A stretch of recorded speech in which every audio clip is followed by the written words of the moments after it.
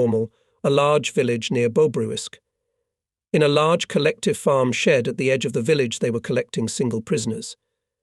When I got there were already over 300 people in the barn. Here I met the two commanders who had travelled with me yesterday to Skepnia in the 2nd Zis.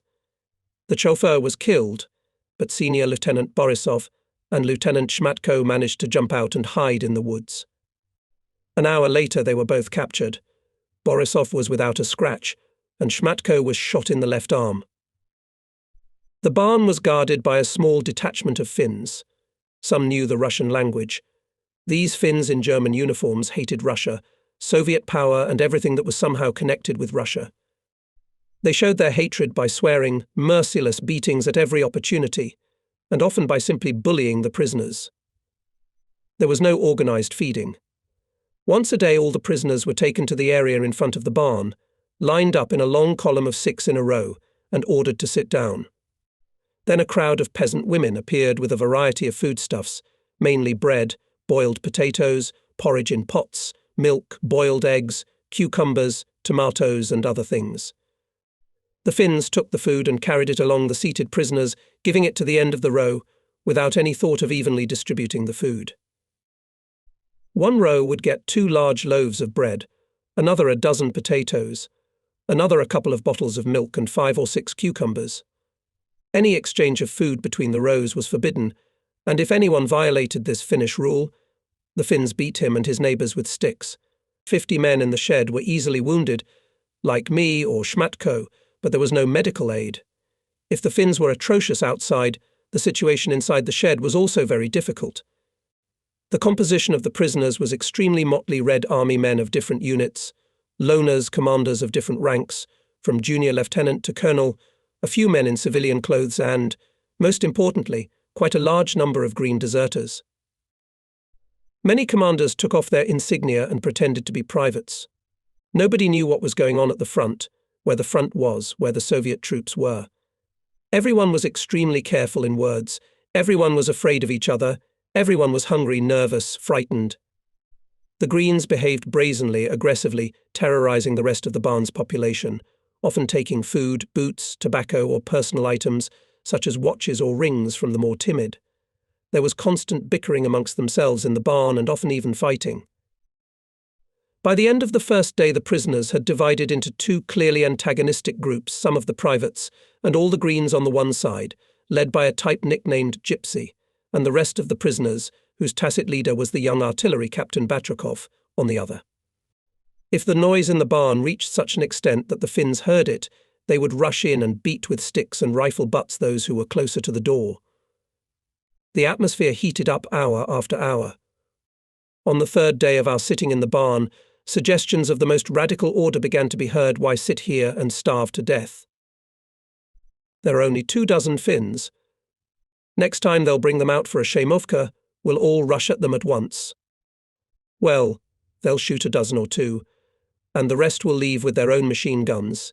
It is possible that such a revolution could have been the end of the matter, but at dawn, after the 3rd night, everyone was awakened by the rumble of heavy vehicles, loud shouts in German and words of command. The barn gate opened wide. From the very exit to the large, tarpaulin-covered grey trucks standing on the road, German soldiers with rifles at the ready stood in 2 almost continuous lines. A German lieutenant counted out 50 prisoners at a time, and they were escorted between these German chains into the truck. The convoy was incomprehensibly large, at least 100 soldiers, and in addition 2 vehicles with machine guns. In all, 7 trucks came for us. After loading, the tarpaulin was closed tightly and the trucks started on their way. I got into the 5th car, together with my colleagues Borisov and Shmatko. Inside it was stuffy, dusty, people were standing, holding each other and the sides of the car, swaying and falling at turns and sudden changes of speed. Where we were being taken, and how long we would be on the road, of course, no one knew, but everyone assumed that they were taking us to some camp. After almost 3 hours of travelling, we were unloaded in the yard of the city prison in Bobruisk. We were first of all divided into 2 groups, privates and commanders, starting with a junior lieutenant. The Red Army soldiers under escort were taken somewhere outside the gate, and we, the commanders, were ordered to line up in 2 rows. In total, there were 56 of us, including 1 colonel and 1 lieutenant colonel. We stood in the middle of a large prison yard filled with prisoners, but no one was allowed close to us. A German field officer appeared and said through an interpreter that we would be living in this prison for some time, until we were all taken farther away to stationary camps. For officer personnel, he said something for a few more minutes, but apparently the interpreter decided that we needed to convey only the quintessence of the speech. He said that you must all obey the rules of discipline and every order of the German guards. Those who don't obey will be shot to hell. Do you understand that? Gentlemen officers, the interpreter, a Kalmyk or Beryat by the look of him, finished the abridged translation of the long speech of the field fable with a flowery mate. This interpreter took our whole group to the 2nd floor of the main prison building and, pointing to a place at the dead end of a wide inner corridor, said, "This is your bedroom." Gentlemen officers, then he called to some big man with a kubanka on his head and said to him, "This is for your company, Katzo, 56 Stalin's Falcons." The Bobruisk city prison, a 2- and 3-story building of red brick, with some towers, like an old castle, and a wide porch, was packed to the brim with prisoners, gentlemen officers, as the Red Army commanders were now called, by someone's initiative. It was said that no less than 3,000 men had already been collected here. In the large orchard and field adjoining the prison, enclosed by a newly erected double fence of barbed wire, with hastily erected guard towers, again, it was said, more than 30,000 rank and file were gathered. Replenishments arrived in groups several times a day. The commandant of the camp was a German, an Oberleutnant, an apparent invalid, who walked heavily on a stick. The whole mass of captured commanders was divided into companies of 200 to 200 to 250 men, mostly on the basis of geography. Several cells in a row, and a piece of corridor near them, everything was densely packed with people. The commanders of such companies were quick guys who somehow knew German, and almost all of them were of Mongolian or Caucasian appearance. The chief of these company commanders was nominally the German commandant of the camp, but in fact a certain Soviet major, small in stature, bald, guttural, very nervous, and always gloomy as a cloud, speaking fluent German, he with the help of 24 company officers, led the entire administration of the camp. All prisoners were registered. A special card was filled out for each. The wounded went through a medical examination, and those who had suppuration and complications were taken somewhere. My wounds appeared to be in excellent condition, and after dressing them I could almost no longer feel them. Meals were twice a day, in the morning and at 4 o'clock in the afternoon. Both times I was given a litre of liquid soup with millet and absolutely rotten stinking warbler. It was possible to eat this soup only with one's fingers clamped over one's nose.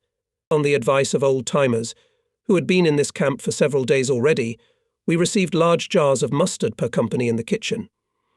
A few tablespoons of mustard somehow reduced the disgusting smell of the brew and made it relatively edible. We also received a quarter-pound of bread in the morning. The rations for the Red Army soldiers were much worse the same. Soup but once a day, without bread and without mustard. During the 3 days that we stayed in Bobruisk, the Germans twice made a disgusting spectacle where the privates were kept. They drove an old bony nag and offered it as meat to the prisoners. The soldiers threw themselves on the horse in crowds, killed it with sticks and stones, literally tore it to pieces with their hands, and cooked their food on the fires. One corner of the prison yard came close to the territory occupied by the soldiers, and some gentlemen officers, lovers of strong sensations, were going to watch the hunt here. Almost all the prisoners who were taken to the Bobruisk prison were from the 4th, 13th and 21st Armies, defeated by the Germans at the crossing of the Dnieper, but there were also commanders from other areas. Gradually the general picture of the size of the German victory became clear. The Germans were at Kiev. They had the whole Baltic states in their hands.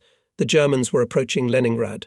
Odessa, their tank divisions were advancing with incredible speed to Moscow. Red Army broken, disorganized in panic, retreating along the entire line from the Baltic to the Black Sea, almost no resistance to the advancing. This information was reported mainly by company commanders, all of whom were extremely anti-Soviet, cursing Soviet power, the communists, the party and the father of nations, Stalin himself. They set the tone. During these few days, the entire mass of Red Army commanders, who had been captured, suddenly turned into ardent enemies of their country, where they were born, and of the government to which they had sworn allegiance and promised to defend their socialist homeland, to the last drop of blood until their last breath. To be addressed as Comrade Commander was punched in the face, if not more seriously beaten. Mr. Officer became mandatory in conversations. No one raised a voice in defense of what was called the Soviet Union, in the full scope of the term. No doubt there were quite a few Communist Party members among the prisoners, but all of them, sincerely or for reasons of camouflage, had turned anti-communist in the face of danger. It was like a dam bursting. Hungry, dirty, powerless, having lost their past and facing a completely unknown future, the Soviet commanders, with rapture at the top of their voices, were cursing the man at whose name they had stood up and applauded a week before Joseph Stalin. On the third day, according to the lists, during the morning inspection in the prison yard, almost 200 people were summoned. They were surrounded by a convoy, and the entire group was led out of the prison grounds. It turned out that they were Jews and political workers. We formed a close, friendly group, and we tried to stick together, me, Shmatko, Borisov, a young junior lieutenant, Kostya Suvorov, and two captains, Zivyalov and Skolsky. We all knew each other during the construction of border fortifications and during the retreat. Together it was somehow safer and more fun. It seems that on August 2nd, after the morning inspection and the first portion of porridge, the whole officers' camp was led out in a long column from the prison gates to the railroad station under heavy guard. We were loaded into a long freight train, 60 people per car. The wagons were completely empty, with a large, low-iron vat covered with a sheet of plywood in the center and a barrel of water at the door. The windows in the wagon were shut tight. The doors slid open and locked from the outside, the train jerked, and off we went. We travelled almost non-stop. The doors were never opened. It was incredibly cramped inside, and there was a heavy stench of feces, sweat, and dirt. There was not enough room for everyone to sit on the floor at once, so we sat down one by one, and some people felt sick. By 4 o'clock in the afternoon we were unloaded in Molodechno and were led to a row of 3-storied houses, apparently former barracks of the Soviet Border Guard unit that had stood there before the war. All the windows were broken, the doors were broken, and the walls had traces of shelling in many places. Everyone was lined up in the courtyard. 2 trucks brought unexpectedly good soup with pieces of meat and pasta, and a lot of fresh black bread. It was the first time we felt satiety, and it immediately affected the general mood. We were all, more than 2,500 men, sitting and lying on a large area in front of the barracks, surrounded by a considerable detachment of German soldiers with machine guns pointed at us. There were no fences around. After 5 o'clock in the evening, we were again regrouped. A German captain appeared, and through an interpreter said that we would spend the night in these barracks, but only on the 2nd floor. It was strictly forbidden to go up to the 3rd or down to the 1st, as well as to approach the windows. The guards would shoot at every figure that appeared in the window aperture. For natural needs you can use the internal restrooms, which are in good order, and drinking water is available in the washrooms.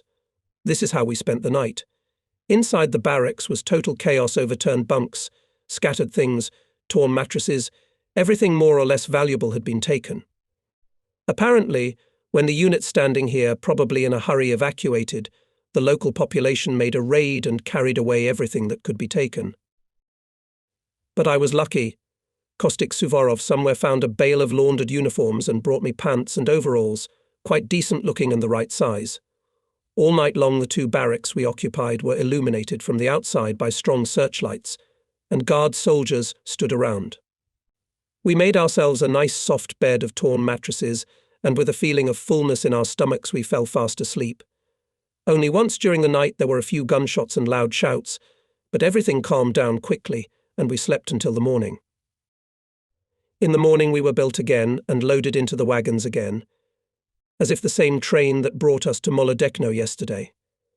Before loading we were given half a pound of bread and brought hot bitter ersatz coffee. The same picture was repeated. tightness, stench from parashas, tightly closed doors and windows of cars, and again almost 5 hours of driving. By the afternoon we found ourselves in Baranovichi. It was difficult to understand the reasons for such a strange route of our echelon from Bobrisk to Molodechno, about 200 kilometers, from Molodechno to Baranovichi also 200, and from Bobrisk to Baranovichi, in a straight line, only 180. Why our echelon made such a seemingly unnecessary zigzag, only the Germans knew. We found ourselves in the city prison again. We were fed with liquid millet soup, but fortunately without rotten warbler, and placed in cells, where there was room for 50 people on the 2-story bunks. We were placed 100 at a time.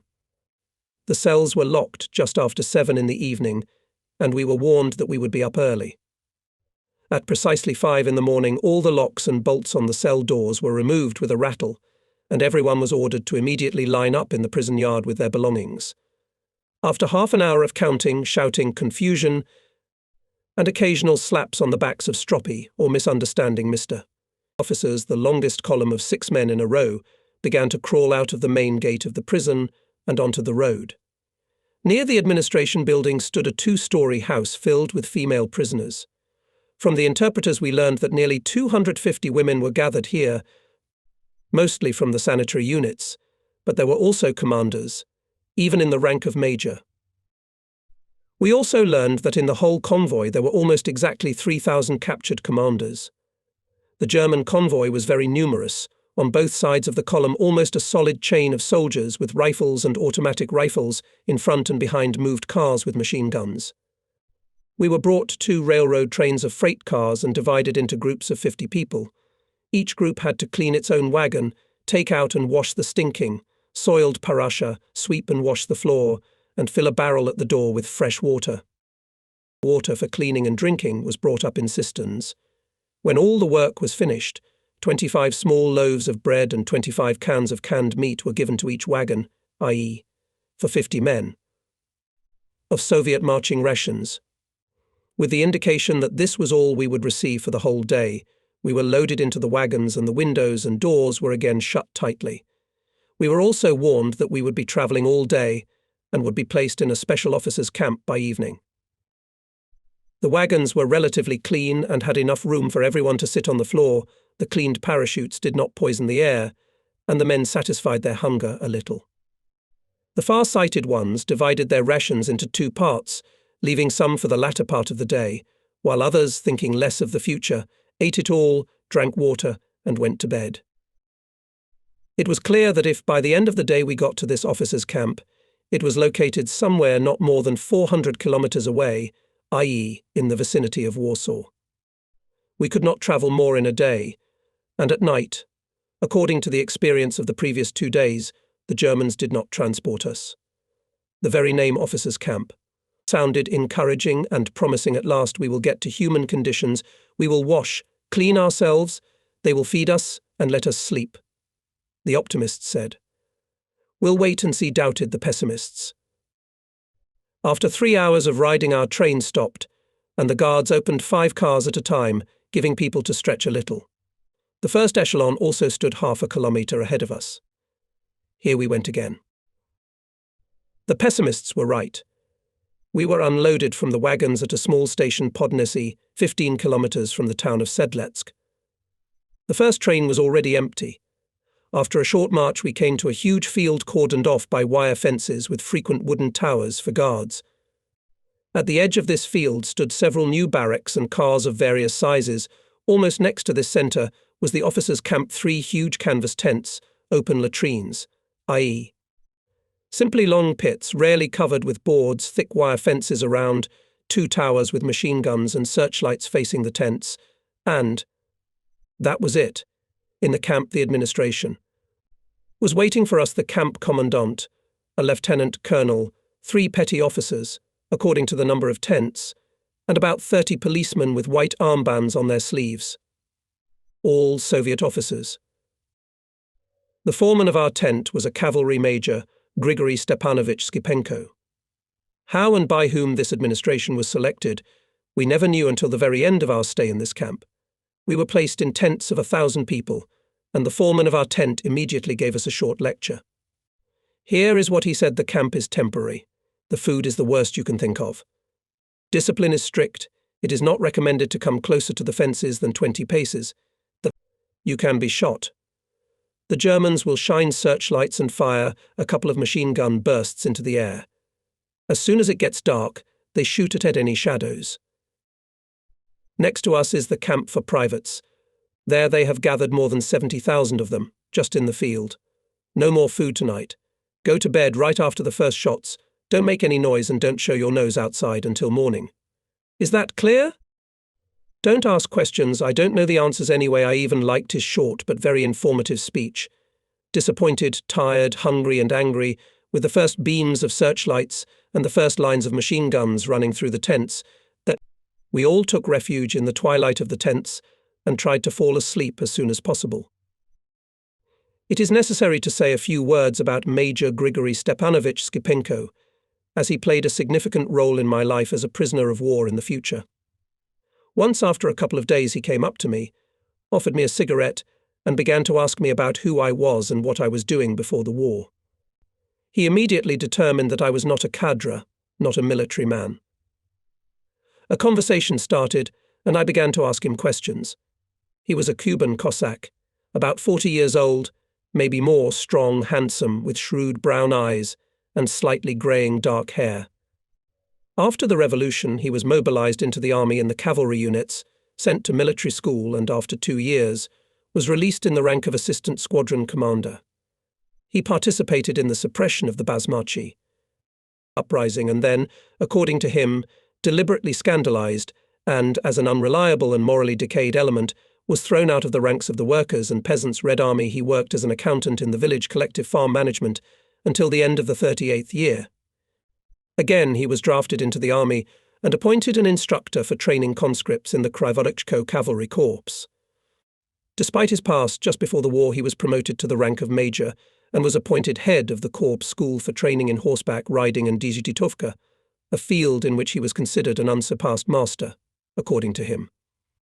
In the first days, the soldiers of Krivorochko's Corps units, concentrated north of Vinitsa, were thrown into a sabotage raid aimed at the flank of the German armies advancing on Kiev. There, near Turinsk, we did the Germans a lot of trouble. They did not expect such foolishness, said Skipenko, checkers and carbines against tanks and heavy infantry. By the end of the day they shot us. From the whole brigade, where I was, there were only a handful of survivors. When asked how he, who was captured on the southern section of the front, ended up among us, captured on the middle section, Skipenko evasively replied, "It just so happened." Immediately after the first conversations with Skipenko, two main sides of his mindset became apparent. He was an implacable anti-communist and an ardent Judeophobe, and in his understanding the entire system of Soviet power and the philosophy of communism were the creation of Jewry. Communist Jews, Jew power, the Jews have enslaved Russia. Everything that happened in Russia was the result of a conspiracy of the world Jew Kagul. All his statements, in one way or another concerning all that was left behind, were full of such expressions. In general, among the prisoners, this heightened Judeophobia and so-called anti-Semitism became a vivid manifestation of the general mood. This latent and severely persecuted by the Soviets, but very widespread in the mass of the population, feeling of identification of the Jews with communism and with the Soviet government came to the surface. The policy of National Socialism toward the Jews in general was not entirely clear at that time, but some people assured that the Germans not only isolated all prisoners of Jewish origin from the general population, but simply exterminated them. The subject of the Jews was one of the main topics all the time during our entire stay in Podilsy. During these 10 or 12 days, the entire officers' camp was twice lined up in front of the tents and German officers appeared. They demanded that all the Jewish prisoners come out. The first time more than 50 people came out. They were immediately taken away. The second time a few more came out. They were severely beaten by the Germans for not coming out at the first demand, and they were also taken away. In addition, every day, early in the morning and then before going to bed, a large group of Jews, working somewhere behind the camp, would pass by the camp on the road. Men, women, teenagers, and even old men walked by, with shovels, picks and rakes on their shoulders, ragged, dirty, miserable and tired. Circles of yellow cloth were stitched on the chest and back of their robes. In front and behind came 3 German soldiers each, and on each side healthy young boys, evidently from the local population, with white bandages on their sleeves, armed with whips and sticks. These escorts, with sadistic pleasure, kept beating people with sticks and whipping them with rods, without any need to do so. The Germans did not pay any attention to the mockery going on. It was on this ground that my first clash with Skipenko took place. I expressed my indignation at the cruel mockery of innocent civilians. The reaction of Skipenko, who heard my words, was unexpectedly sharp, rude and threatening. He said, "I have been looking at you for a long time, Mr. Engineer, and what I see says that you are a principled defender of the Jews. What is that? Are you related to that carrion? Or are you an advocate of Jew ideas? We will check both. And in the meantime, shut your mouth, and don't spread pro-Judean propaganda here." The result of this superior's shout was immediate. For some time there was a kind of emptiness around me. Many people began to shun me. At my next visit to the sanitary unit, for dressing of a wound that had almost completely healed, the doctor unexpectedly examined the part of my body that could have given away my Jewish origin, if I had turned out to be a Jew. Many people went through such a medical examination. The senior interpreter in our camp was a tall, handsome lieutenant with a Georgian surname, nicknamed Dragoon. The food in the camp was very poor, or rather there was no food at all. They brought twice a day several barrels of liquid porridge with millet and potatoes on carts. The quantity of both decreased every day, and warm water remained. Bread, baked from a small amount of flour and some impurities, was brought on the same carts, sticky and spreading like porridge, because on the way the water from the barrels, which had no lids, splashed on it. Taking advantage of his position, Dragan concentrated his activities on trade. He took from prisoners watches, various pocket things, good boots, belts, overcoats, and other things, and in return he brought bread, boiled potatoes, pots of liquid millet porridge, or some other food. For a loaf of bread I gave him my watch. The rainy weather began. The tents were leaking in many places. It was raining outside, and inside it was damp and cold. But compared to what was going on in the Red Army camp, we had a paradise. A dragoon told me the Red Army men are in a mess there. Almost 70,000 of them were gathered. No tents, no shelters, they are all soaked, hungry, huddled together in piles to keep warm somehow, many dead. The Germans themselves do not know what to do. They have no food, no wood for the kitchen or fires, no sanitary aid. After all, more than 70,000 people are here. This camp is an assembly camp. According to the plan, every day they should send from here in batches to stationary camps, but for more than a week there has not been a single shipment. It ended with an explosion. A few days after our arrival, after lights out, when it got dark, thousands of Red Army soldiers simultaneously rose up and with shouts, screams and wild roars rushed at the wire fence, fell it down and, under just hurricane fire from all the towers, began to scatter in the darkness in the neighborhood. The sirens wailed, obviously to take revenge. Several machine gun lines were fired at our tents. 3 of us were wounded. A military unit arrived in a hurry, the area was cordoned off, and all night the shooting was heard. In the morning we were not allowed out of our tents. Germans were patrolling around each tent, and no food was brought.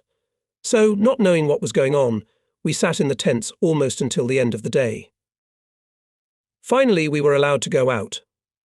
There were many German soldiers around the camp, outside and inside the tents, watching us warily. Only bread and a couple of barrels of cold coffee had been brought, but even that was greeted with great joy. From a distance we could see that masses of Red Army men were sitting on the ground, cordoned off by rows of Germans, while others were busy working to rebuild the barbed wire fence. The rain had stopped since morning, the Red Army had large fires burning, and people were drying their clothes there. Then it was told that more than 1,000 people had died in the escape. No one knew how many had managed to escape. The next day a whole caravan of cars arrived, loaded with planks, firewood, plywood, various pieces of wood, and sometimes even parts of walls with windows and doors. Everything suitable was used to build sheds in the camp for the Red Army soldiers, and the rest for firewood. 2 large cars of such scrap wood were brought to our officers' block. Our bewilderment as to why they brought us this combustible material was dispelled very quickly in the following days, instead of Bolander we were given. Raw millet. The Germans had run out of all supplies to feed 70,000 people. Fires were lit all over the camp, and the prisoners began to cook their own food. But unsifted millet is not easy to turn into something edible.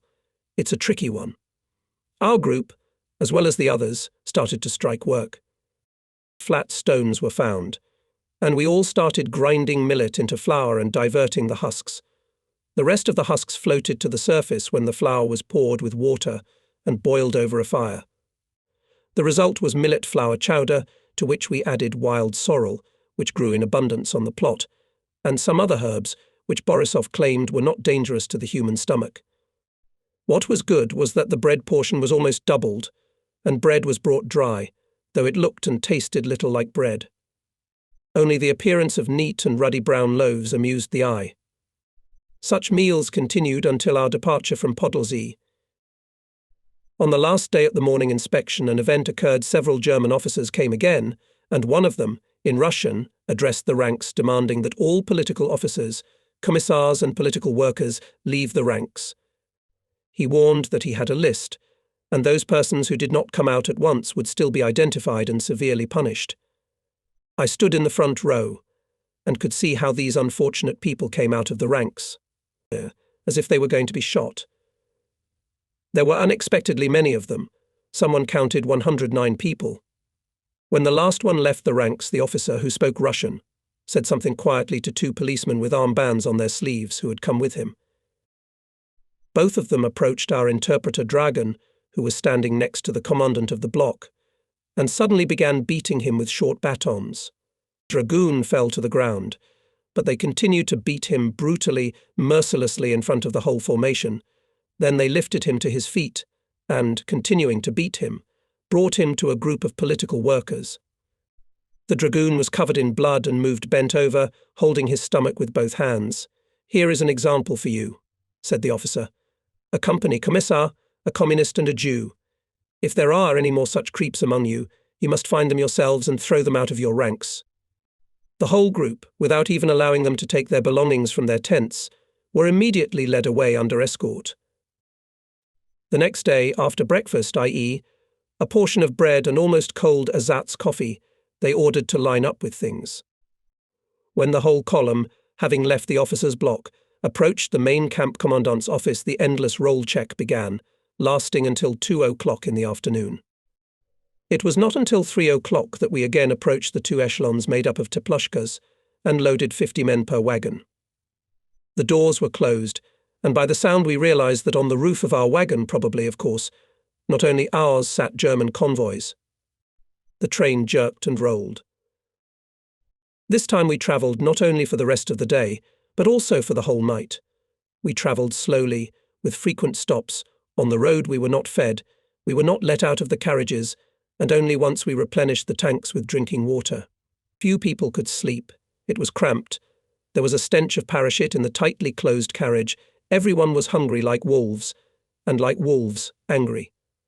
Even conversations stopped, and if they started, they inevitably turned into angry bickering, or just an exchange of ugly swearing. It was almost daylight when the train started, the car doors opened, and the guards ordered everyone off. A long column, 6 men in a row, stretched through the not wide streets of the city. The population was not visible, whether it was too early or whether the inhabitants had been ordered not to appear on the way of the column, but there were soldiers all along the way. The convoy was in front and behind. The German soldiers were also walking on both sides of the column with rifles drawn, bayonets fixed, and were keeping a sharp lookout to see that no one was out of line or lagging behind. And, surrounded by this mass of soldiers, in the middle of the sidewalk, walked almost 3,000 dirty, tired, ragged, overgrown with stubble, with dishevelled hair, hungry and completely demoralized Red Army commanders. Our column entered the square. On the right side was a large, ancient architecture building with wide semicircular staircases of the main entrance. There, at the entrance, stood 2 automobiles with machine guns, and on the top landing of the stairs a decent group of German officers. From the interpreters we learned that this intricate building with a tower was the town hall. The town was called Zamos. Passing through the centre and turning several times through completely deserted streets, the column came to a barracks town, surrounded by 2 rows of barbed wire. The gates of the camp were wide open. Right against them in the yard stood a row of large metal tanks, and near each of them a German soldier with a large scoop in his hands. The prisoners would immediately line up at the tanks, and each would receive a full ladle of the thick, tantalizing-smelling hot brew. The Germans had hoped for normal human discipline, and wrong. In a few minutes each dispenser was surrounded by a solid ring of prisoners with outstretched walks, tin cans, or even just pilots and caps. Someone fell, someone screamed. The German dispensers began to beat the crowd that was pushing from all sides with balers. The soldiers of the convoy rushed to restore order, but no one listened to them. People were intoxicated with the smell of food, with the mere anticipation of the opportunity to satisfy hunger. Shots rang out. The crowd rushed away. The Germans beat people with sticks and rifle butts. Almost all the cans were overturned, and the food spilled in puddles on the sand. The whole mass of prisoners was pushed to the edge of the platform, and we stood in a dense crowd under the muzzles of rifles pointed at us. This went on for about 20 minutes. Then a tall, broad-shouldered, red-haired man in a neatly fitted Soviet commander's uniform, without insignia and wearing brightly polished boots, appeared. He ordered everyone to line up in Russian and, aligning the ranks, kept scolding us commanders, they call them. Bastard, rabble, sheep herd. Such a scandal. Stalin's falcons, of course, these epithets were accompanied by classical Russian mate. A group of German officers appeared in the courtyard. In front of them walked a red-haired elderly Oberlieutenant. In a strong, low voice he commanded attention and approached the Oberleutnant. For a few minutes they talked. Then the German stepped forward and through an interpreter said to us roughly the following. I am amazed at your total lack of discipline and dignity. I am ashamed that you wear the proud title of officer. I wanted to deprive you of all food for 24 hours, but I have been informed that you have had no food for the past 24 hours. You'll have your soup boiled again, and you won't get it till noon. It's your own fault what happened. Now you will be taken to your barracks, and I warn you that in our camp any breach of discipline is punished very severely. He turned abruptly and left with his entourage. We began to be led in groups to the barracks, but only a little less than half of us got into the barracks, because there were already many prisoners in the camp who had arrived before us. The other part was led in a line through the camp and placed in 2 huge stables, which stood at the end of the camp and were separated from it by an additional fence. I, with my group, got into stable No. 1. While we were settling in and looking around, they brought food.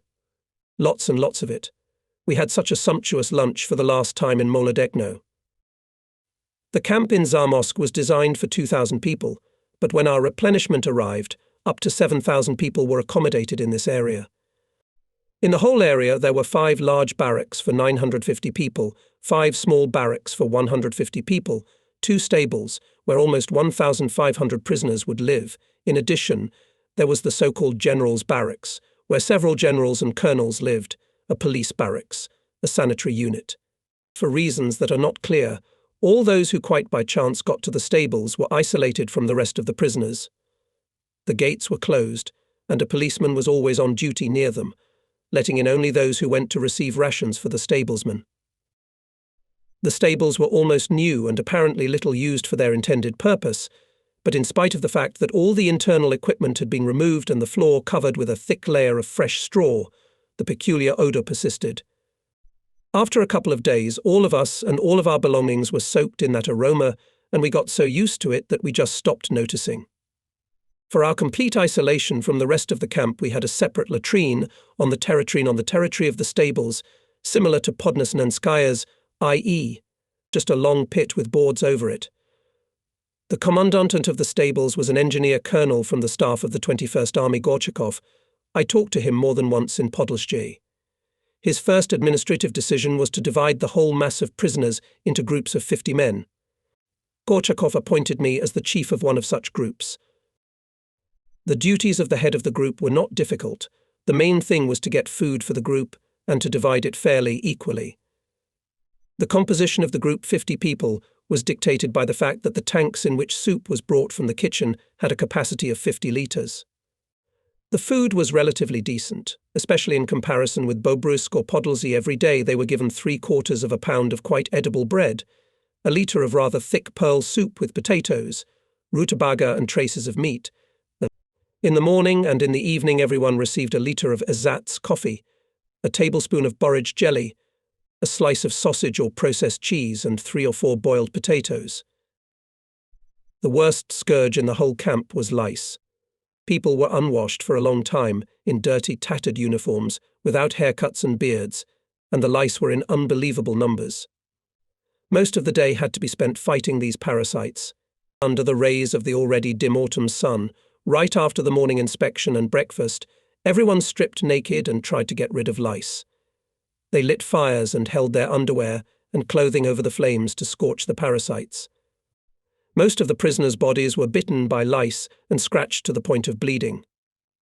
After spending a few hours frying the lice, the next day they had to start all over again. The lice multiplied faster than they could be eliminated. After a week or 10 days our isolation suddenly ended. The policeman at the gate disappeared. The gate opened wide and no one prevented us from going to the main camp. The Germans had little to do with the internal administration of the camp. At the head of the camp stood the Russian commandant, who was also the chief of the internal police, selected from the prisoners. This commandant turned out to be the same large red-haired man who had restored order after the scandal that had broken out at our entrance to the camp, and his name was Colonel Gusev. Who he was, where and how he had been captured, who and why had appointed him full dictator and verdictor of the fates of the 7,000 population of the camp for the Soviet gentlemen officers, no one knew. His main assistants were the Galician Gordienko, a huge man of enormous stature, incredible physical strength, and grim appearance Joko Polovoy, handsome as a movie actor, a very young, insolent, with obviously sadistic tendencies tank lieutenant, and Strelkov, an artillery captain, a small brunette with a dashingly twisted moustache on a ruddy face. At this main staff there was also a senior interpreter of the camp named Stepan Pavlovich. His surname was unknown to us, an elderly man like. A school teacher with a wedge beard and big glasses. This centre appointed cooks to the kitchen, commandants and policemen to each individual barrack, controlled the distribution of food, the work of the sanitary block, work assignments, etc. The barrack commandant appointed room superintendents and was fully responsible for order in his barrack.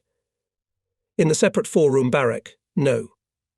12-1 room was occupied by Gusev and Stepan Pavlovich, and in the other 3 rooms lived, I think, 7 generals and 15 colonels. The most senior in rank was Lieutenant General Karbyshev. The population of this 12th barrack did not show themselves at all in the camp yard, and the entrance to the barrack for outsiders was strictly forbidden. The generals and several colonels were taken out of the camp about a month after our arrival, and in this barrack of the senior command staff lived the remaining colonels, lieutenant colonels, and some majors. Nobody offered me a place there. When it became possible for us stable men to walk all over the camp, I met some acquaintances, and among them was Nikolai Kochagin, a Kiev engineer who had been captured in the first days of the war near Korostin. With his help I was able to move from the stables to the barracks, and not only myself, but took with me Zavyalov, Borisov and Suvorov, who had become my close friends during those weeks of captivity. The commandant of the 4th barrack was a certain Ovchinnikov, a military engineer of the 2nd rank, i.e., a lieutenant colonel. Ovchinnikov and a few of his buddies decided to create an improved atmosphere in the room where they lived and filled it with a mostly intellectual crowd. Almost everyone here was college-educated, engineers, economist teachers, scientists, lawyers, etc., and everyone was polite, correct, and friendly. The first time was extremely pleasant. I was resting from almost 2 months of cohabitation with a rude mass of losing human form. Dirty, intemperate, incessantly swearing army men. Soon, however, the negative sides of this intellectual environment became apparent. There, among the cadres, rudeness, boorishness and demoralization reigned, but all this was extremely sincere. Everyone was hungry, angry, cursing what was left behind and what was now. But here, among the 56 representatives of the intelligentsia, one could sense naivety, falsity, and perhaps hypocrisy. Emphasized courtesy in address, with the obligatory polite arguments, careful words, and slippery expressions of their thoughts. "I'm sorry, but I can't agree with you, sir. Thank you, sir. It was all so exaggerated and so out of keeping with the moment and the surroundings that it was starting to get on my nervous system. It was as if the whole room smelled of the strongest odor of mothballs from things taken out of the chests of the last century. Besides, behind all this outward courtesy and politeness one could feel a complete lack of trust in the interlocutor or bunkmate. Just as in the Soviet Union, it was always necessary to remember the limits of permissible deviation from the general line. So here, in the room of the sub-Soviet intelligentsia, there were already both new limits of permissibility and a new general line drawn by Gusev and his assistants. The creators of this new general line, the camp police, did not hesitate to rob everyone. They took everything of any value. If a person did not resist, they would give him a piece of bread or a pot of police spill for the taken thing. But if he resisted, they would beat him, take him away, and give him nothing. I had good commander's boots, which I had received when I was reclothed after Zobin, and of course they were noticed. One day Captain Strelkov came up to me. "Hey, Major, sell the boots.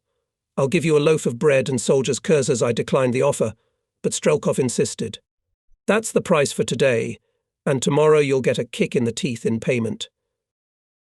I was advised to accept the generous offer, and when Strelkov reappeared, I told him, "Take the boots, for 2 loaves and Kurzov boots."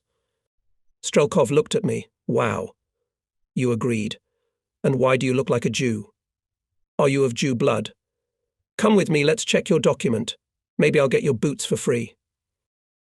He took me to the sanitary unit. "Doctor, check, suspicious doctor." Ishenko, whom Kochagin had introduced me to a day or two before, pretending to see me for the first time, made an appropriate check and wrote on a piece of paper, after a medical examination of Mr. Major Pyotr Palya, it has been established that his foreskin is not circumcised, so he is not a person of the Jewish religion. Dr. S. Ishenko. September 14th, 1941. Strelkov looked at the certificate and, shaking his head, said, "Too bad. I'll have to pay for the boots, and you still look like a Jew. Keep that document with you. It may come in handy again." He took the boots, and in the barracks I ate all the bread with my friends, celebrating the fact that I had foreskin, not circumcised, and began to flaunt my Kurzov boots, worn but intact. Everyday life in the camp was getting worse and worse. The terror of the police was increasing, and the food that was given out was getting worse. Cereal in Balanda had completely disappeared, and potatoes and rutabagas were often found completely rotten. Real hunger began to be felt more and more. The worst place in the camp was Barrack No. 5. There were always policemen on duty in front of the barracks, and no one was allowed near the doors or windows. Every morning from all 3 rooms of the barracks the prisoners took out the parashas, emptied them into the cesspool, washed them at the well, and carried them back to their rooms. The appearance of the inhabitants of Barrack No. 5 was horrifying, dirty, in rags, half naked, with bruises on their bodies and faces, with eyes in which horror froze. The polizei, under whose supervision the operation of taking out the parasha was carried out, used to compete with each other in swearing and beating these prisoners. This daily spectacle made a depressing impression even on the prisoners who were already accustomed to everything. All those who were hunted in the camp by the police and their voluntary helpers were gathered in this barracks. The police, by position, and the volunteers out of love for art and for a pot of grub from the bar table. They hunted for political instructors, commissars, NKVD officers, and of course for people of Jewish origin, children of mixed marriages. Almost every day it was possible to see how from some barrack the police dragged out another victim and, beating him on the way, took him to that damned Barrack No. 5. Volunteers would creep into the confidence of the suspicious and in intimate conversations about home, family, and pre-war work would pry out a terrible secret: he was married to a Jewess. Mother or father, grandmother or grandfather were Jews. That was enough. The victim was beaten by the police, and the informer received a pot of soup or an extra ration of bread. The commandant of this barrack was a certain Mr. Georgie, as most people called him. We did not know his last name. He was a man of about 50 years of age, with a very genteel appearance, with a small greyish beard, calm dark eyes and a constant soft smile on the full, bright lips of a small, almost feminine mouth. He was always dressed in a very decent civilian suit and shirt and tie. He was a friend of Gusav's and Stepan Pavlovich's chief interpreter. He was not on the list of prisoners and lived not in the camp, but on the side. There were different rumours about him. They said that he was the son of a priest, that he was arrested in the 20s and spent many years in high-security camps in Siberia. He walked with a limp, but without a stick. The policeman called him Batya Georgie. He usually came to the camp in the afternoon, sat in Gusev's room for 2 or 3 hours, playing chess with Stepan Pavlovich, and then in the evening went to his barracks to work. He would enter one of the 3 rooms, accompanied by 2 of his assistants, and soon from there would be heard the screams and shrieks of people who were evidently being tortured or beaten. He would spend an hour or more in each room, and then, with the same smile and calm eyes, he would walk slowly through the camp and away to the German commandant's office. He was by nature a sophisticated sadist and, interrogating the unfortunates, used all manner of torture. Everyone knew that. When the barracks were full, 2 trucks with a small detachment of SS men would arrive and all the prisoners would be taken away, to be shot, of course. 318 people passed through the hands of this sadistic psychopath in the fall of 1941. My acquaintance Kolya Kochagin also died in Barrack No. 5. It was said that his mother was a baptized Jewess and that he was handed over to the police by Dr. Ishenko, the head of the sanitary unit, who was also from Kiev and knew Kochagin from the labor school, where they studied together. In the middle of November, they finished building the bathhouse. All the population of the camp for a whole week passed through sanitization. Heads were shaved naked and all the hair on the body, where they were supposed to grow, all washed in the bathhouse with hot water and liquid, toxic-smelling soap, and the clothes were fried in special chambers, and in the whole camp for several days there was a special smell of fried dirt and burnt lice. But the nutrition worsened every day. I became visibly weaker. In the morning it was difficult to get up from the bunks. I felt dizzy, and an obvious psychological depression was developing more and more strongly. It was a very dangerous state. Many people slipped into this abyss and slowly died. Their philosophy was that the amount of calories they received did not allow any physical activity, so they spent all their time lying on the bunks, coming down only to check, to get rations and to perform natural needs, and some even stocked up on utensils for these needs and came down only to empty the utensils. They were literally rotting on the bunks alive. It took me a great effort of will not to be among them. I forced myself to wash, shave, walk, even do gymnastics and volunteered for any work in the camp. It helped. Then it became a habit to do something all day long, and to spend only a minimum of time on the bunks to sleep. One morning, after checking, the barracks commandant told me that from Monday all the junior lieutenants living in the other 2 rooms of our barracks would go to the German warehouses for work, and that he wanted to appoint me the head of one of the rooms. The room foreman would at the same time be the brigadier of such a team, to assign, to work, to keep order, to maintain discipline, and to allocate to the camp administration, i.e. to Gusav and his cronies, a certain portion of the booty. You realize that everyone and everything that can be stolen will be stolen. When you return from work, the police will not search, but the police have free entrance to the rooms, and if they suspect and are found to be harbouring stolen goods, there will, of course, be great trouble both for the workers and for the head of the room. Will you accept such a job? I gladly agreed. Firstly, leaving the room of rotten intellectuals. Secondly, constant work, activity, responsibility, and finally, thirdly, the likelihood of sometimes being fed. How not to agree? On Sunday I took command over room No. 2 of our barracks and a work brigade of junior lieutenants, and on Monday 2 brigades, from each room of 25 men, went to work behind the wire. Before this, the night before, I had told my subordinates about the conditions of our work and our duties to the high command of the camp, which Ovchinnikov had told me about. As we walked through the town under escort of a dozen soldiers, ragged, dirty and thin as skeletons, the inhabitants stopped and looked at us with pity. Once I heard a woman say to another in Russian, "Where are they taking them, the wretches?"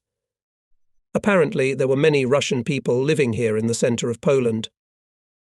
We were assigned to work in small groups of 5 to 6 people. Some worked on loading bales with uniforms, others, the majority, on unloading rollers of barbed wire. A few people shifted blankets in the warehouse, and only one group got the job of packing individual packets of marching rations. But there the Germans watched every movement of the prisoners, and it was impossible to conceal anything, hide it in a pocket or send it to the mouth. The team leader, in this case me, did not have to work and could walk freely from one group to another, keeping an eye on order. Everyone became despondent. The hope to grind something obviously did not come true. However, at 12 o'clock in the afternoon everyone was given a piece of good bread, a couple of galettes, a decent piece of sausage, and hot coffee. The field officer in charge of food distribution said that from tomorrow they would give soup here at work. Everyone's mood was lifted. I was walking through the courtyard, past some Polish workers repairing the sidewalk, and one of them made a sign to me. I paused and realized he was pointing to a small bag lying in the grass by the road a little ahead. Passing by and making sure that none of the Germans were looking in my direction, I picked up the bag. There were 2 pieces of bread, a thick slice of pork lard, and a packet of Polish fudge, so-called Grodno fudge. Returning along the same path, I quietly said to the working Poles, "Dziękuję panowie," in reply I heard, "Eat to your health. May God protect you," in pure Russian. I paused and wanted to say something, but one of the workers warned me go on without stopping. "We are strictly forbidden to speak to you." Suddenly I had an idea to pass a note to my relatives through them. I stepped aside, took out the list of the workers of the team, and pretending to mark something in it, wrote on a scrap of paper, "I am a prisoner of the Germans, in Zamość, as long as I am alive in good health. We will soon be taken to Germany," and signed and dated it. I wrote the address of my grandmother, Aunt Mother, because I was quite sure that she had not evacuated with the Reds. She continued to live in her small apartment in Kiev on Pushkinskaya Street. Then he took another sheet and wrote on it, "Kind people, if possible pass this note to my family, so that they would know that I am alive. Thank you." When I passed by the people working on the sidewalk again, I threw the note on the ground, and then I saw one of them pick it up and put it in his pocket. After this incident, I never saw these people in the warehouses where we worked. Already after the war, in Germany, I met with acquaintances from Kiev, and they told me that after Christmas 1942, some railroader came to my grandmother and brought my note, which was given to him by a driver who drove trains to Poland and back. The kind people turned out to be really kind. When we returned to the camp after work, we were given the dinner we were supposed to have, and in addition, a better lunch. It was the same camp meal, but much thicker, with a clear presence of pearl groats. Immediately after bedtime, the senior policeman, Yurka Polovoy, came to our room with 2 of his handmaidens. In both rooms of the junior lieutenants there were no bunks. They slept on the floor in rows. Only for the eldest room there was a long table, which served as a bed. The prisoners also slept under the table. Yurka was dressed in a good commander's suit. On his hands he had brown gloves, and on his feet my boots taken from me by Strelkov. They must have been too small for Strelkov, I thought. Polovoy walked across the room among the prisoners and ordered, "Get under the walls. Labourers." Face me, everyone hastily obeyed the order. Polovoy had a bull in his hand. It was a favourite weapon of the police, a bull's penis, especially dried and dissected. The blow left a long, very painful bruise at a light blow, and a bleeding blue scar at a stronger one. Anything sludulated, take it out of your pockets and put it at your feet. All of it. Understand? If I find who cheated, I'll wash it in blood. Now, the booty was pretty pathetic: a dozen apples, some raw carrots, a few small jars of canned meat, and quite a few bags of cookies from individual marching rations. That's it. Why so little? Hey, XO. The fieldman turned to me. "You." He swore at me. "What were you watching? Don't you realize your responsibility?" He came close to me and looked at the pack of fudge and a couple of galettes I had left. which the Germans had given us in the warehouse. Looked me in the eye, and I thought he wanted to hit me. But he didn't. Wow, you've figured out Grobninskaya. It's bad for you to smoke, you're so skinny. Polovoy stepped on a packet of makorka and spread it on the floor. For your own good, you wretch.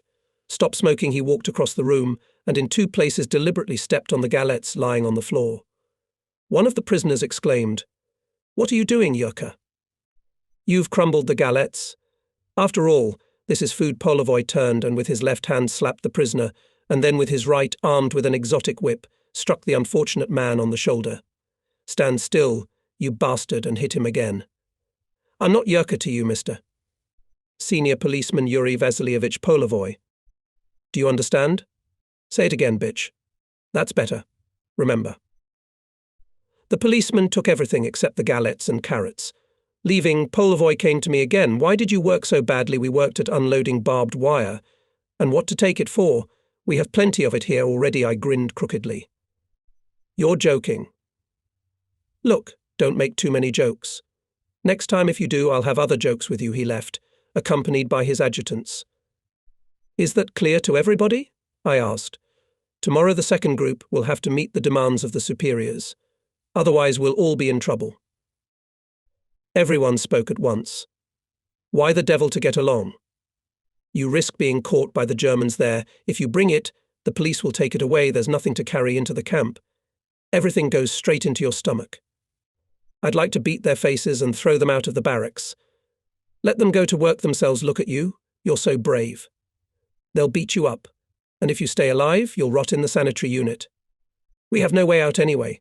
Ride, enemy, as you wish. We have to organize ourselves somehow." "Hey, senior, your word my position was quite dangerous. I knew very well what kind of jokes I could have with Mr. Senior Policeman Yuri Vasilievich Poliv if somehow I didn't satisfy his demands. And I told my subordinates that as long as we worked in the warehouses we would not be hungry. That was the main thing. And in order for us to be able to work there, we had to bring something to the police. Eat everything at work, and bring it here to the camp only for the police. We can't punch anyone in the face. The police will deal with us very brutally. One room can't fight the camp system. If the whole camp would rise up against the abuse and arbitrariness of Gusev and his company, something could be changed. But even the generals are standing at arm's length before Gusev, and they could make some kind of organized protest to the Germans. Maybe it will happen someday, but for now we can only hobble along and keep quiet." I gathered as much makorka as I could, smoked and went to bed on my desk. But I couldn't sleep for a long time. I kept thinking about that handsome Polovoy and his police comrades. What sort of people were they? Why do they have such a beastly hatred for prisoners, for their own recent comrades in regiment division, to their fellow countrymen, from the same towns or villages, who went through the same school, the life of a Soviet citizen, as they did? Maybe a deeply thinking psychologist could explain the actions. F. the psychopath sadist Mr. Georgie by revenge for what he had experienced in the catsets, to those unfortunate people in barrack, no. 5. Who as it were represented his enemies and persecutors, the Cheka, the NKVD, the Soviet authorities, but how to explain the actions of the camp police. What were these people, Lieutenant Polovom, Captain Strelkov, Colonel Gusevay and their kind, taking revenge for and to whom? These boys, junior lieutenants, all this mass of prisoners, turned into a hungry, frightened flock of sheep, obedient to the shout of any Mr. Policeman? Somehow it was all incomprehensible, illogical and disgusting. At the beginning of our life in the Zamos camp, someone said that the camp police were NKVD agents specially sent to the camps to create such living conditions here that life in the camp would be worse than death in battle. Many people believed this, and to a certain extent they had reason to believe it. The same system of brutal terror, the same elite organization of a small group of chosen ones who rob the masses and live like a poisonous parasite on the body of the masses, the same chiefism of one of them, whose word is absolute law, the same network of sex conspirators and sycophants, penetrating the whole mass of prisoners and spreading fear and distrust of others, the impossibility of organization and the desire somehow to be obscured, to hide, to disappear. But how in such a short period of time could the NKVD, from the depths of the USSR, organize such an effective system in our Zamosk and probably in other similar camps in Poland, at a great distance from the war line? I shared my thoughts with Borisov and Zavyalov. They too had already thought about it, and Borisov, on confirmation of our suspicions, told me that one prisoner working as a janitor in Gusev's room, as if he had heard Gusev say in a conversation with one of his assistants that when the war was over and those who survived the captivity would be returned home, there they would be put in the garden by the skin for treason. On another occasion, one polizei, beating a guilty wretch in something, said, "Did you think that captivity was salvation? No, brother, you were wrong. You'll remember Kolyma as a paradise these rumours spread around the camp in spite of their monstrousness, or perhaps because of it." The teams of junior lieutenants continued to go to work. The men had grown noticeably stronger, cheerful, and had learned to maneuver between possible punishment from the Germans in the warehouses if they were caught stealing, and the inevitable beating from the camp police if they did not pick up their share. Everything that could be eaten was eaten on the spot: dry and fresh fruit, canned meat, cheese, sausage, cookies, sometimes chocolate, and once even managed to sneak a bottle of cognac, especially for Mr. Chief of Camp Police Colonel Gusev.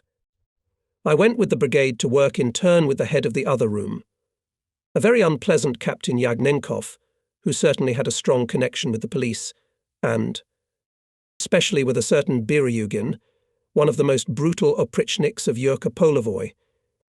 I became stronger, healthier, fed myself and fed my comrades as best I could, leaving them my official rations in full and sharing what I managed to sneak through the two cordons, the German one in the warehouses and the police one in the camp. But I began to be overcome by boils. They appeared here and there for no apparent reason. A few days after we started working in the warehouses, 2 boils appeared on my left arm, both below the elbow. They grew to the size of a Valoche walnut. The arm swelled up, turned purple, and formed 2 cones with dirty yellow pus tops. The pain was in the whole arm from wrist to shoulder, and the boils themselves could not be touched. I had to go to the sanitary unit to Dr. Ishchenko. Seeing me in the waiting room, among the 24 waiting in line, Ishchenko called me into his office, was attentive and kind to the extreme. He opened both abscesses, cleaned the craters, lubricated them with disinfectant ointment, bandaged my hand and gave me medicine. While dealing with my arm, he kept talking about Kiev, trying to find common acquaintances. In farewell, he said that I could come to see him when it was convenient for me and without any cue. The larceny broke simply as I was leaving. He shook my hand and said, "I heard that you are in command of a work brigade of junior lieutenants. That's wonderful, good for you, it will save you from starvation. By the way, I'd be very grateful if you could slip me something, like some sugar." I promised, and thought to myself, if I find out that it was you who played a dirty part in the story with Kochagin, I will try to give you some sugar, not sugar, but strychnine. In the camp, all the time worked quite a large group of scribes and interpreters engaged in the census of prisoners. They called them room by room, wrote down all personal data, occupation, nationality, religion, education, and so on. They said that all this was necessary for the future work of the prisoners first in Germany, and after the complete defeat of the Judeo-Communist government in the USSR, for the organization of the new order there at home. I was summoned to such commissions 3 times, as a major, as an engineer, and as a Ukrainian. The entire population of Room No. 1, headed by Ovchinnikov, was transferred to Barracks No. 1, the outermost one at the fence facing the street, and the room that was vacated was occupied by communicators gathered from all over the camp, as if to be sent to work as soon as possible. In the first days of November I stayed in the camp. It was Yagnenkov's turn to lead the team to work. Before dinner, a messenger from the commandant's office came and said, "Bring your things to the 13th barrack. Report to the commandant immediately." The 13th barrack. For a whole week people had been moved into it according to some lists from the German commandant's office. They said that a large group was being assembled to be sent to Germany, and that this time the matter was quite serious. They even said that this group would leave for work before Christmas. I was overjoyed. At last I would get out of this cursed pit, out of Zamosk, somewhere in the fresh air, to people, to work, to human conditions of life and food. Having told the commandant of the barracks about my transfer to the 13th, I ran into the first barrack to say goodbye to my friends Borisov and Zavialov. A few people from this barrack were also called to the 13th, most of them people with technical education. We said goodbye warmly and cordially. For these few months we had become real, trusted friends. The commandant of barrack No. 13 turned out to be my old acquaintance from Podnesia Cossack Major Skipenko. He looked at me glumly, and having made a mark in the list, said, "Here we meet again, Mr. Engineer. In the 7th room there is a senior Captain Strelkov. He will suit you." I did not like this combination at once. Commandant Skipenko and the senior captain in the room, Strelkov, were exactly the kind of people with whom I had no desire to communicate. Strelkov, of course, recognized me at once and greeted me with a grin. "My dear friend, what a joyful meeting. And you cheated me with the boots, they were too small. I had to resell them." Strelkov was the senior in 3 rooms, No. 5, 6 and 7, but for some reason he settled down in our room, No. 7. There were no bunks in the rooms, and everyone slept on the floor, as we did in the 3rd barrack. Outsiders were not allowed into the barracks, and we were ordered not to hang around the camp either. In the morning we all went through the bathhouse, were given a set of very decent underwear, and then uniforms. The uniforms, scattered, mostly Red Army, but clean, whole and disinfected, were issued per room, so many pants, so many gymnastics, overcoats and shoes, and so all the time after lunch we were busy fitting and exchanging what we received, trying to match the size. I was worried that Strelkov too often pestered me with conversations and jokes, asking me about my family and my former pre-war work, asking my opinion about the causes of the war, about the future structure of Russia, or why do I consider myself a Ukrainian. Before going to bed, after dinner, which we got about twice as much as usual, Strelkov picked on me again with some questions. I made myself cozy with all my belongings in a corner of the room, laying my clean, disinfected-smelling overcoat on the floor, and putting my gas mask bag with all my belongings under my head. I wanted to sleep. "Here you are, Major Engineer, educated Ukrainian. As you say, I wonder how you think the national question will be solved when the Kremlin Jew power is destroyed. Listen, gentlemen, to the opinion of a representative of the intelligentsia." "I couldn't stand it. Listen, Strelkov, go to some mother of your own choice when we destroy it. Then we'll think about it. There's enough time for that. Now don't disturb me and others to sleep." Angry. "All right, we'll talk afterwards. And you still smell like a Jew, even though you're uncircumcised. Sleep while you're still alive." I covered myself with my head, and despite the premonition of trouble, soon fell asleep. In the morning, after the inspection, which was done by Skipenko himself with a German non-commissioned officer, breakfast was distributed, also in much larger quantities than usual. I had not yet had time to finish my portion when Strelkov appeared. "Come with me, the commandant summons you." Come on, finish it later. Turn around, friend." Uncircumcised. I followed him, fully aware that I was in trouble. We entered the barrack commandant's room. On the bed, right against the door, sat Skipenko, by the window stood the gorilla like Gordienko, and by the table on a stool sat Yurka Polovoy. On the other bed sat side by side the chief interpreter, Stepan Pavlovich, and another politsai. "Stand here." Strelkov pushed me to the middle of the room. The politsai who sat next to Stepan Pavlovich stood up, walked to the door, closed it, and leaned his back against the door.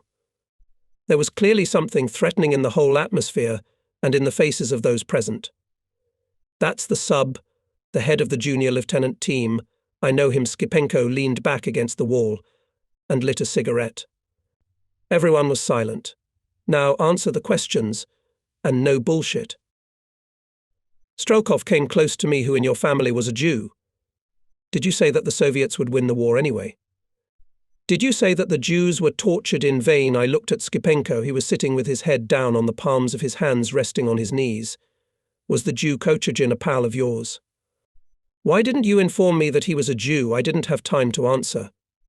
"You, uncircumcised bastard, persuaded in your room to beat up the representatives of the camp police. Hear him, Polovoy.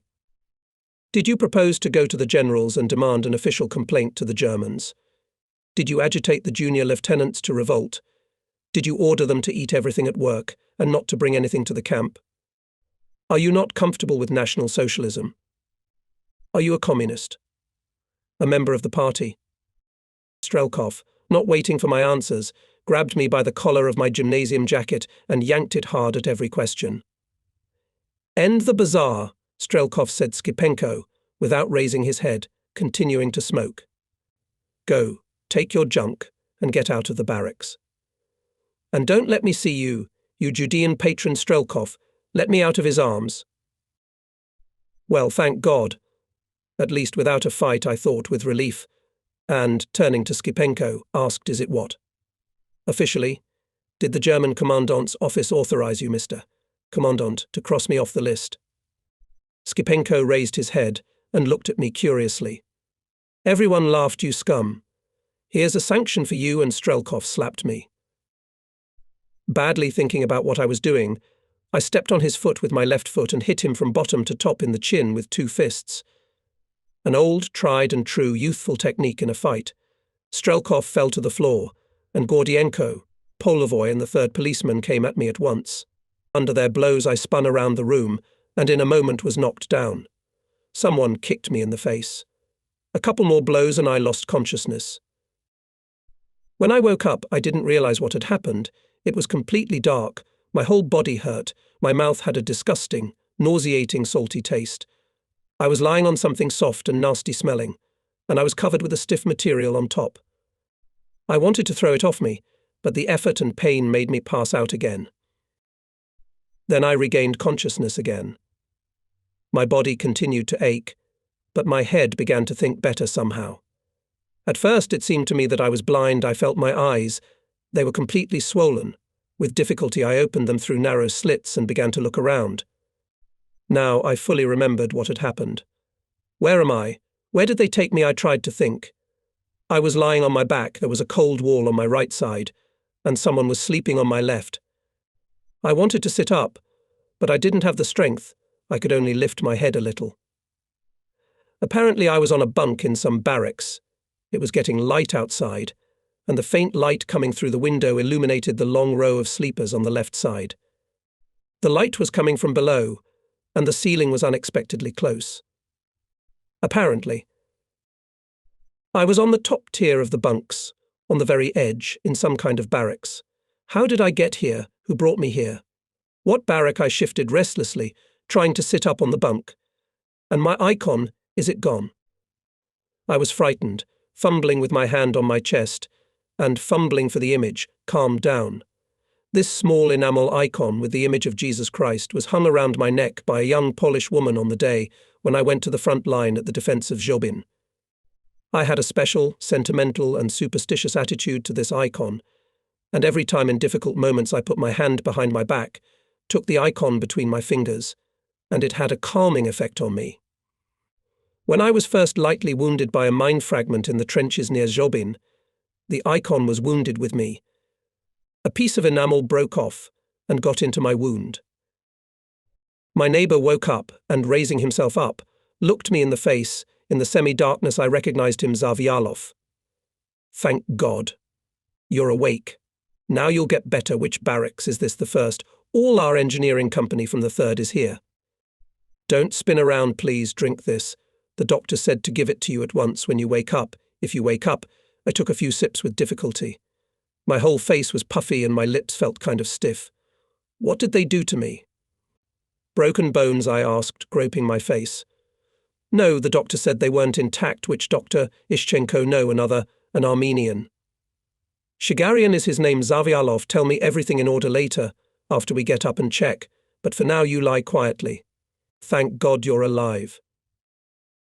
The inspection was not by name, but by count. The inspection was done by Colonel Bikarovich. I recognized him by his voice, an unusually low bass. I heard him ask, "How's that major? Is he still alive?"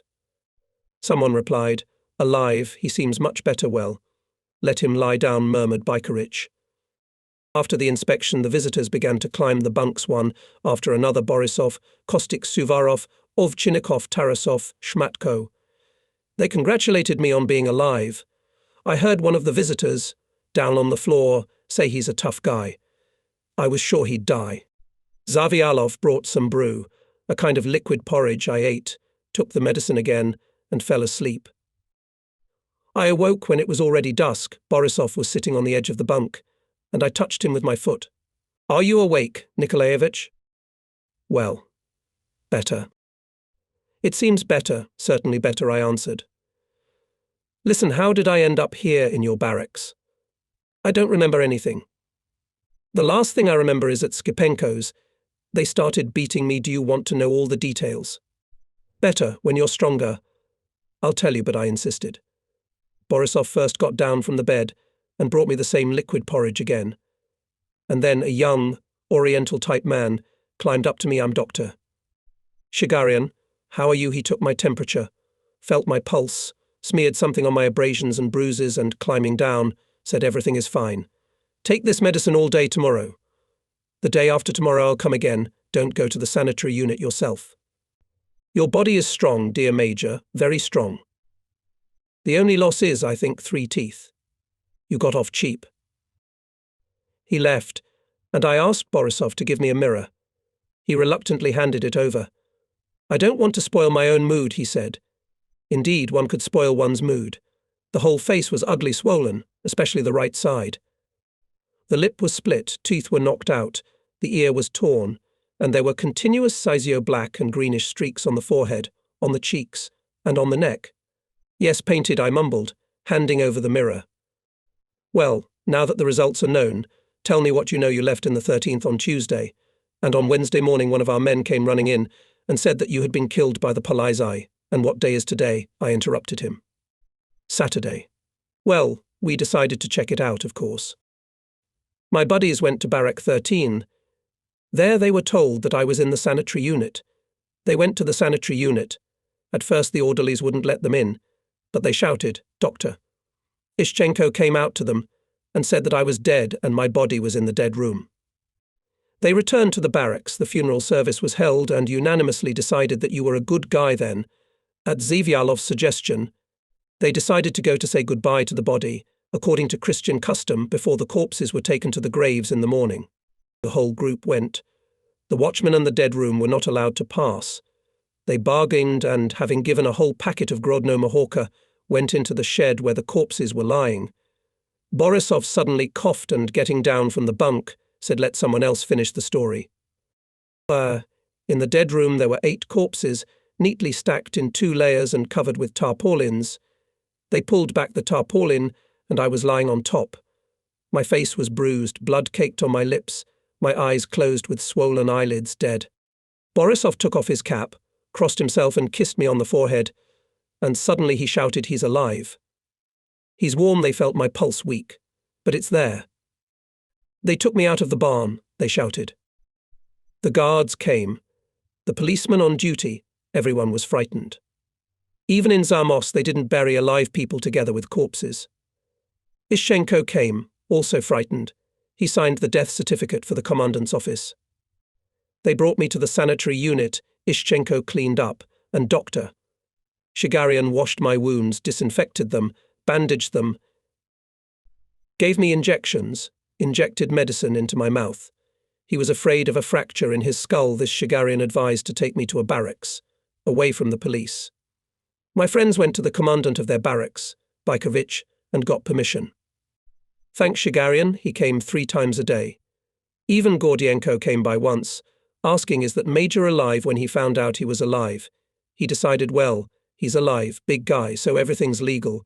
You're enrolled in the 11th room of the 1st barracks officially. So, when I woke up for the first time, I was the one who was there with the corpses under the tarpaulin. What could I say? Anything I would have said would have been too little. If it wasn't for my friends, they'd have buried me alive. "Thank you," I said, barely holding back tears. A few days later, still with a swollen and painted in all colours of the rainbow face, I could, overcoming the pain, get down from the bunk and independently move around the camp.